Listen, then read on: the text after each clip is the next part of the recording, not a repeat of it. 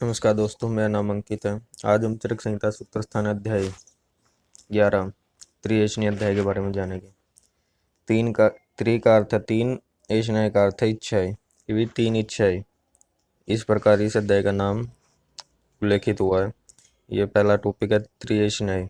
इसमें तीन एशनाएं बताई गई है कि भी जो मनुष्य इस लोक और परलोक में दोनों जगह ही अपना कल्याण चाहता है उसके लिए प्राणेशना, धनेशना और परलोकेशा, ऐसी तीन एशनाएं बताई गई है। अब एक एक करके इन तीनों को एक्सप्लेन किया जाएगा। प्राणेशना क्या है कि भी जीवन का आधार क्या है? प्राण ही है कि बगैर प्राण के कोई भी संसारिक वस्तुओं का अभाव ही रहेगा। तो सर्वप्रथम हमको प्राणेशना की इच्छा करनी चाहिए कि भी मुझे इतने 100 साल, 200 साल, 1000 साल जीने की इच्छा होनी चाहिए मुझे, कि भी मैं लंबे समय तक जीवन व्यतीत करूँ और इस संसार के का लुप्त उठाऊं। सेकंड है धनेशना। ये प्राण तो आपने इच्छा मांग ली कि भी मुझे 100 साल जीना है। अगर प्राण ही प्राण है, अगर आपके पास कोई धन नहीं है या संसाधन नहीं है जीवन व्यतीत करने के लिए, तो प्राणेशना का कोई आधार ही नहीं रह जाता। तो धनेशना के लिए हमें कि भी मेरे पास ये जैसे लिखा हुआ पशुपालन, कृषि, वाणिज्य, राजोप सेवा, ये इस प्रकार के जो भी है जहाँ से भी धन या इनकम का सोर्स होता है वही धनेशना के अंतर्गत आता है। थर्ड बताई थी परलोकेशना। इसमें क्या है कि भाई अब मैंने लंबी जीवन भी मांग लिया, वो अच्छे से व्यतीत भी कर लिया। अब मुझे क्या है कि भाई मुझे परलोक, मुझे स्वर्ग, मुझे मोक्ष की प्राप्ति हो। ये इसमें ये बताया गया कि मुझे मोक्ष की प्राप्ति हो, मैं दोबारा जन्म ना लूँ, ये बताया गया इसमें।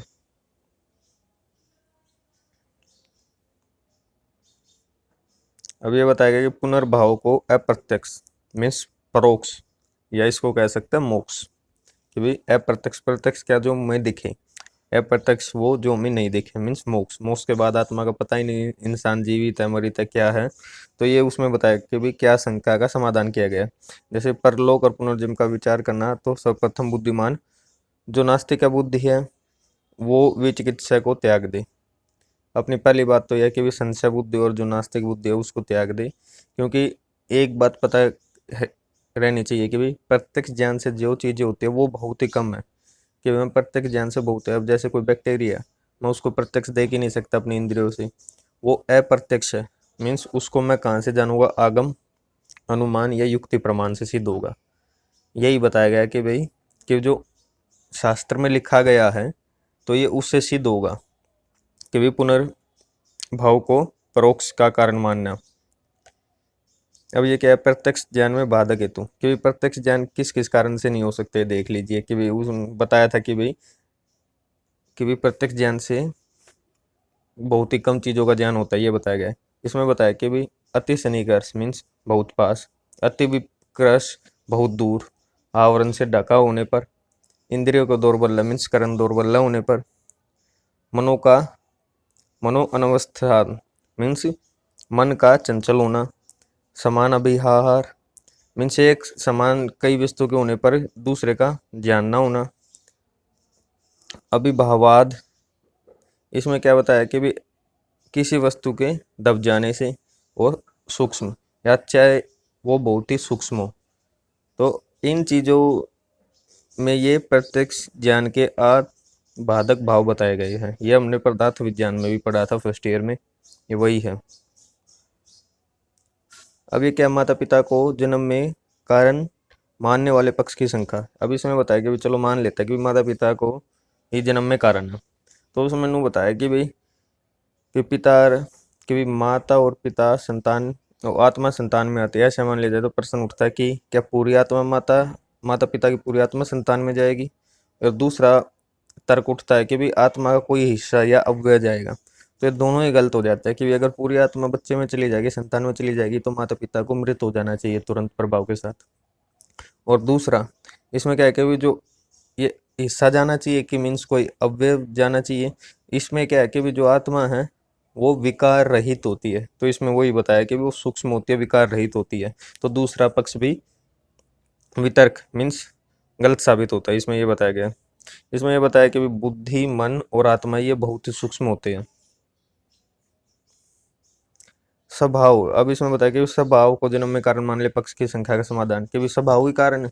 इसमें बताया कि जो षड धातु पुरुष है मीन्स पंच महाभूत और आत्मा का, उसमें कर्म, इनके संयोग और वियोग में कर्म ही कारण है, ना कि स्वभाव, ये बताया गया।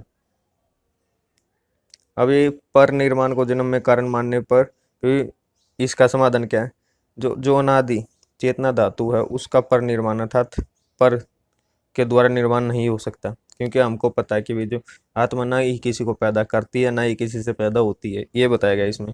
तो पर से यहाँ ईश्वर शब्द से माना जाता है, जो कि ठीक लगता है कि भाई हाँ इससे पैदा हो सकते हैं। यदि कि भाई जैसी इच्छा होगी उसी के अनुसार जन्म होगा, ये बताया कि भाई इसमें क्या है कि भाई यदि इच्छा से नास्तिक के मत से परीक्षा, परीक्षा का विषय, कर्ता, कारण, देवता, ऋषि, सिद्धि, कर्म, कर्म का फल, आत्मा आदि का कुछ भी नहीं है। इस प्रकार नास्तिकों का यह घर है सभी पापों से बढ़कर महापाप हो जाएगा, यह बताया गया इसमें भी। इसमें बताया कि बुद्धि प्रदीप से प्रतीक्षा परीक्षा करनी चाहिए कि मति को, ये क्या है, अमार्ग में फैली हुई मति को, जो गलत अनुचित अधर्म में फैली हुई को वहां से हटाकर कोई सच सज्जन पुरुषों के समान ठीक ठीक रूप से देखे और प्राप्त करे, ये बताया। अब इसमें बताया कि भाई दूसरा टॉपिक है चतुर्विध परीक्षाएं, कि भाई 4 प्रकार के प्रमाण या परीक्षाएं। इसमें बताया कि भाई संसार में 2 ही तरह की वस्तुएं हैं, वह एक असत एक असत, सत्य जो ठीक है, असत जो गलत है। इन दोनों को जानने के लिए हमें 4 परीक्षाएं होती है, 4 प्रमाणों का निर्देश मिलता है, आप्तोपदेश, प्रत्यक्ष, अनुमान और युक्ति, ये 4 प्रमाण बताए गए हैं। अब इनको एक 1 बाय 1 एक्सप्लेन किया जाएगा। ये आता है आप्तोपदेश के लक्षण। इसमें बताया कि जो रज और तम से मुक्त हो, जिनकी त्रिकालिक बुद्धि हो या ज्ञान हो, इसको क्या, जिनकी ज्ञान शक्ति कभी भी नहीं रुकती हो, ऐसे व्यक्तियों को आप, शिष्ट और विबुध, ये आपस में पर्यायवाची है, ये बात याद रखना है, ये आपस में पर्यायवाची है। अगर आपको पूछा जाए कि विशिष्ट के लक्षण बताओ, तो आप विचलित ना होकर आपको सिर्फ लिखना है कि भाई आप के लक्षण की भी जो रजोतम से रहित है, जो त्रिकालिक ज्ञान रखता है, जिसकी ज्ञान शक्ति कभी नहीं रुकती, वही है।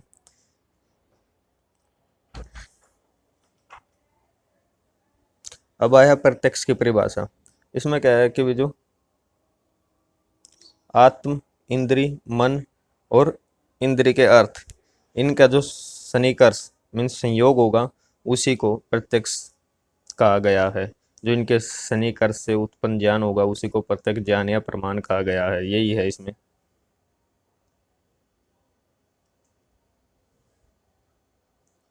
हमने 2 तो जान लिया, आप तो उद्देश्य और प्रत्यक्ष। थर्ड आता अनुमान।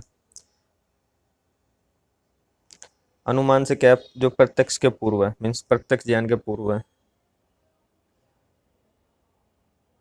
त्रिकाल है, जो तीनों कालों में जाना जाए, जैसे कि भाई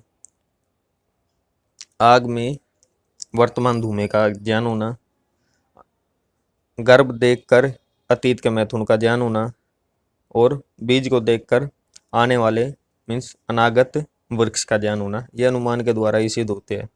ये तीनों कालों के एक एक एग्जाम्पल देव, वर्तमान, भूत और भविष्य। अब आता है युक्ति प्रमाण। इसमें पहले तो युक्ति प्रमाण की परिभाषा पता होनी चाहिए। युक्ति प्रमाण की परिभाषा नीचे दी गई है, तो पहले नीचे का श्लोक देखते हैं। इसमें बताया गया बुद्धि पश्यति या भावान बहु कारण योग जान, युक्ति से त्रिकाला सा जया त्रिवर्ग साधेति यया, अर्थात बहुत कारणों के योग से उत्पन्न अविज्ञात भाव को विज्ञात भाव के कार्य कारण भाव के अनुसार तथ्य को देखने वाली बुद्धि को युक्ति कहते हैं।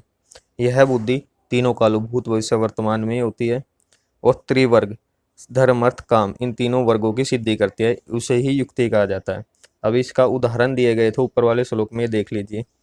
इसमें लिखा गया जैसे जल कर्षण बीज और ऋतु के संयोग से अन्न की उत्पत्ति होती है, षड धातु के संयोग से गर्भ की उत्पत्ति होती है। मीन्स ये युक्ति बताया गया कि कहाँ कहाँ पे क्या होता है।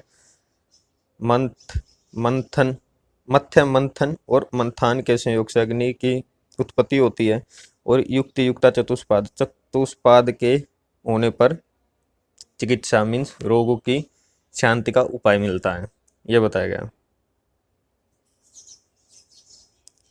अब ये क्या है, चतुर्विध परीक्षा का उपसनार। यह उपसनार बताया गया कि भी कैसे उनकी क्या क्या उनके लक्षण थे, क्या क्या उदाहरण थे, वही है, इसमें और कोई ज़्यादा नहीं है।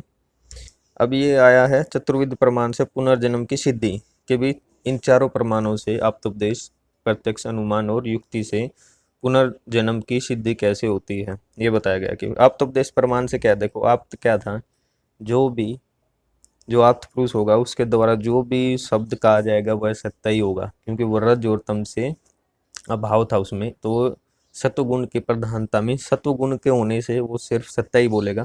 तो ये जितने भी वेद है, अपने ग्रंथ है, वो जिन्होंने भी लिखे हैं वो सत्य ही बोलेंगे। तो उन्होंने लिखा हुआ है कि भाई पुनर्जन्म होगा तो होगा, हमको ये मानना चाहिए। एक तो यही है। इसमें दो चीजें बताई गई है, अबुद्धय और निरश्रय। प्राय अबुद्धय से अलौकिक उन्नति और निरश्रय से पारलौकिक श्रेय का प्राप्त समझना चाहिए, बस यही बताया गया इसमें, और कुछ नहीं है।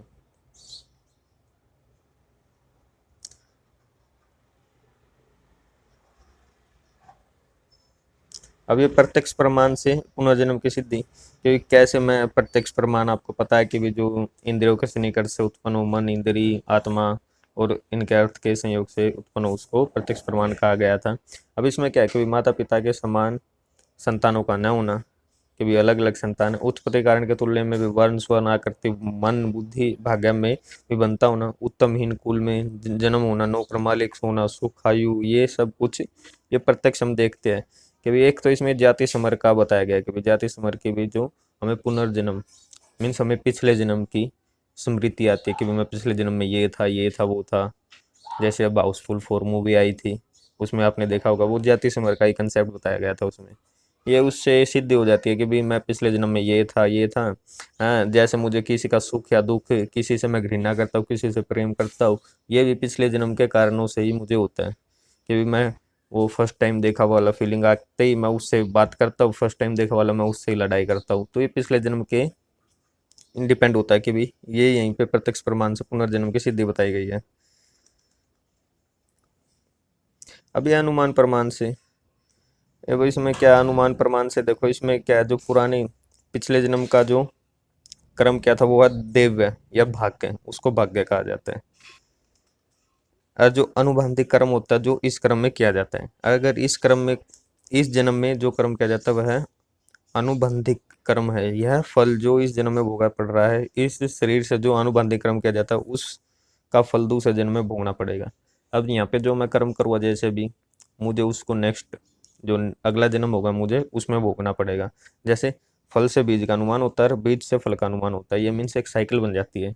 फल से बीज, बीज से फल, फल से बीज, बीज से फल, ये ऐसे करके। ऐसे इसमें क्या, भाग्य से अनुबंधिक कर्म, अनुबंधिक से भाग्य, भाग्य से अनुबंधिक कर्म, ये ऐसे ही एक साइकिल बना दी है इन्होंने अनुमान प्रमाण से, ये पुनर्जन्म की सिद्धि बताई गई है यहाँ पे। अब ये क्या, युक्ति प्रमाण से कैसे सिद्धि होती है, इसमें बताया कि भी जो षड धातु पुरुष से गर्भ की उत्पत्ति होती है उसमें कर्ता करण के संयोग से क्रिया होती है, कि किए हुए कर्म का फल होता है, जो कर्म नहीं किया जाता उसका फल ही नहीं होता। बिना बीज के अंकुर की उत्पत्ति नहीं होती, कर्म के अनुसार फल होता है। दूसरे बीज से दूसरे अंकुर की भी उत्पत्ति नहीं होती। इसमें बताया कि भी जैसे जो कर्म करोगे वैसा ही फल हमें मिलेगा, जैसा बोओगे वैसा ही काटोगे, वो बताया गया इसमें। सिंपल सा कंसेप्ट, कोई ज़्यादा वो नहीं है। अब ये इस प्रकार ये उपसनार सा बताया कि भी कैसे इनकी सिद्धि बताई है इन्होंने, कि भी चतुर्विध प्रमाण से पुनर्जन्म की सिद्धि कैसे है, ये वही है बस। अब आगे ये वाला टॉपिक हम नेक्स्ट वीडियो में करेंगे, जो त्रिविध प्रकार के अन्य 7 विषय मीन्स त्रिविध सप्तक, सप्त त्रिक, ये बताया गया जो हमने फर्स्ट ईयर में पदार्थ विज्ञान में भी जाने थे, ये हम नेक्स्ट वीडियो में जानेंगे। धन्यवाद।